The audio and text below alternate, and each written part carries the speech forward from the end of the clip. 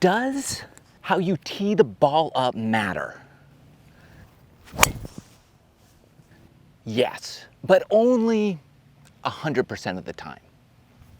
Obviously, most people tee the ball up with their driver, and most people are teeing it up with their fairway woods off the tee box. Most everybody's also teeing up their long irons, mid irons, all their irons off the tee only, obviously. And then what about those short par threes? Are you teeing up your wedges? Or should you? Is there an advantage or disadvantage? And if you're teeing these things up, how high do you tee each club up? We'll start with the wedges and we'll work our way up from there. Let's say you're on a short par three. Should you tee that thing up? Heavily debated topic. If you like to tee the ball up on the par threes, this is what I highly recommend.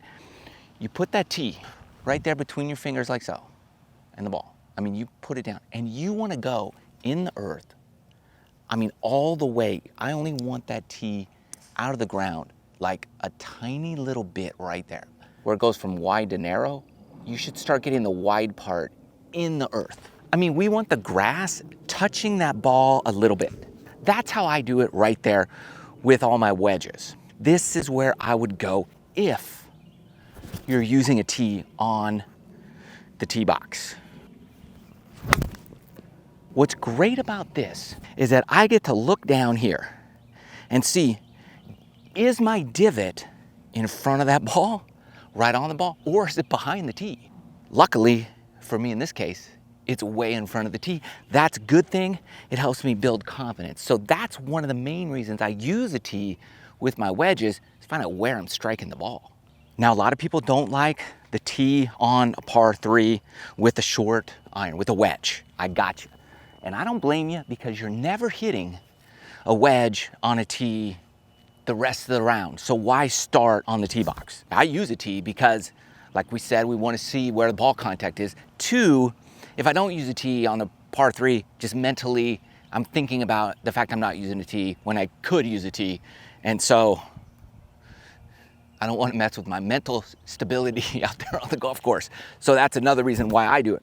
If you have a stronger mind than me, then I don't mind just kicking up a little dirt here, making a nice, like, preferred lie on the tee box. Step behind it, you're good to go. That thing's, shoot, it's better than a tee, if you ask me. Ball's perched up, it's looking good. Those are my recommendations with a wedge. Whatever you do, don't make this huge mistake with your wedges. The worst thing you could do with a wedge is tee it up like that. That's way too high, because you want to take a divot, right? So if you tee it up too high, you're going to hit the ball on the top of the club face and you lose everything good up there. Like, all the good stuff's lower. So if you hit it high on the face, you're just going to be coming up short a lot and wondering what the heck's going on. You hit it good, you hit it straight, you're just 20 yards short of where it's supposed to be. So don't do that with your wedges. Next up would be everything from wedges to the longest iron you have in your bag. So all the way up, same philosophy applies, is this. You're gonna tee this thing up. If you're a teer, some people are no tees, but I'm assuming 99.9% of all golfers tee up the ball when you get the opportunity. So here's what you're gonna do. You're going to just shove that tee in to your fingers. So you hold your fingers here, boom, right there. That goes to the earth. That's your tee height right there. Now, your fingers are gonna give a little bit into the ground. So it's gonna be a little bit lower. It's gonna be right there. Slightly higher than that wedge, whereas like the grass is not touching the ball.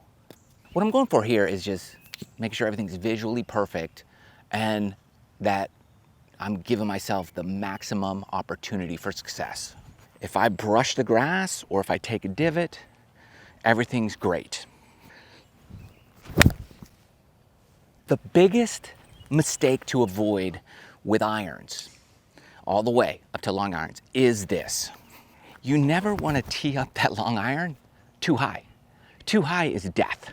Let's say you lose 20% distance with the wedge, so 100 yards goes to 80. Well, you're gonna lose 80% distance with a long iron. So that's what you wanna avoid, is this too high deal. Look at that. That went like 80 yards. And it should have went 210. So whatever percentage that equals, do the math, but you're losing everything the longer the iron gets. So if you're gonna make a mistake teeing up the ball with an iron all the way up to your long irons, make the mistake of too low. Shove the tee so far in the ground it's not even teed up. If you're gonna make a mistake, this is the direction I would go. Because it's much better to take a divot with the longest iron in your bag than to hit it high on the club face. Okay, all fairway woods metals are gonna be the same. I'm teeing it up right until my fingers touch the earth. So right here, touch, we're good. It'll go in a little bit farther, so it'll kind of be there. This allows me to come a lot more shallow from the inside and just brush that grass, which is kind of what I'm looking for with a fairway club. I'm not looking to take a divot, I'm just looking for a little brush stroke. That's the theory here. One of the questions I get all the time is, would you ever tee up a fairway wood really high because you want to get some more distance out of it? Kind of like that. No, you wouldn't ever do that. If you wanted more distance, go to your driver. Don't try to get it from your 3-wood or your 5-wood or your whatever wood. You have another club for more distance. Don't try to squeeze it from your 3. The cool thing is, if you wanted more height from your 3-wood, a little more distance, you can open your stance up and open that face up, and it will help you rotate a little bit faster, and you'll get everything you want without teeing it up and ruining the whole purpose of a fairway club. So I would much rather have it normal height, open my body up, and swing faster and play a high fade if I'm trying for a little more distance and height, one or the other. Never tee that ball up higher than that finger height with a fairway club.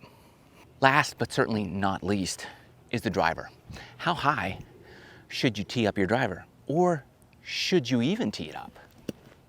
There's a lot of people out there, well, there's a few, couple, one, that just throwing the ball down. No tee whatsoever and just going straight off the deck. Okay, this is an option. But I would say it's only an option for 2 reasons. One, you have a steep angle of attack and you hit down on the ball quite a lot and the ball kind of pops up in the air. In that case, you might not want to use a tee because you just keep popping it up. It does help kind of fix swing issues. That's one option.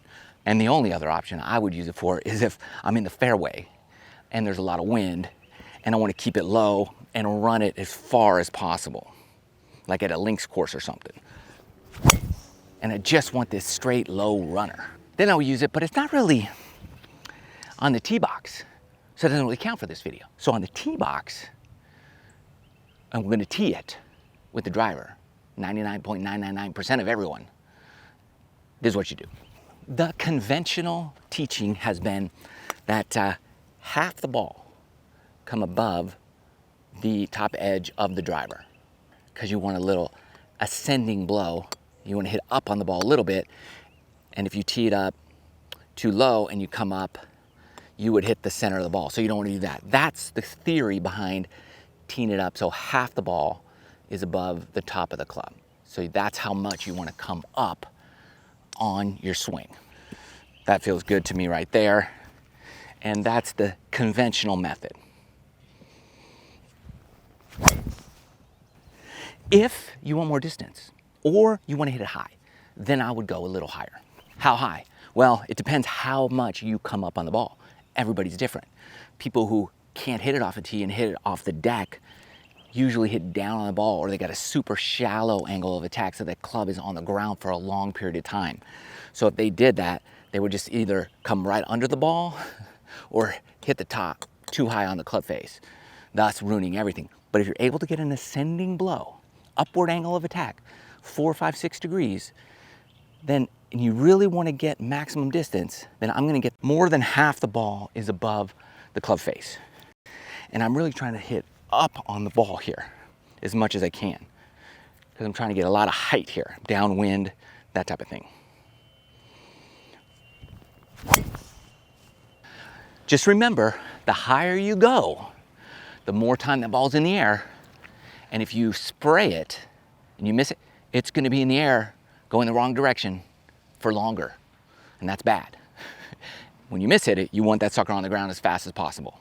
Now, what about teeing it low with your driver? Why would you do that? Why wouldn't you just hit it off the ground? Well, off the ground, it's dangerous, and you got to be good, and you got to practice that a ton to have any success. And when you do that, you're thinking about it 100% of the time.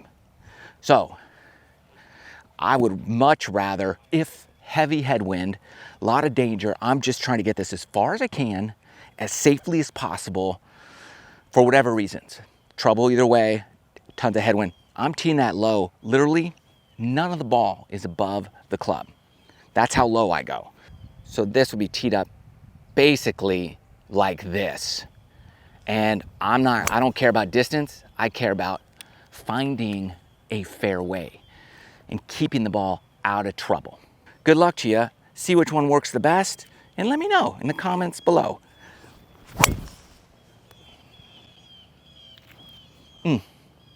Love those tees.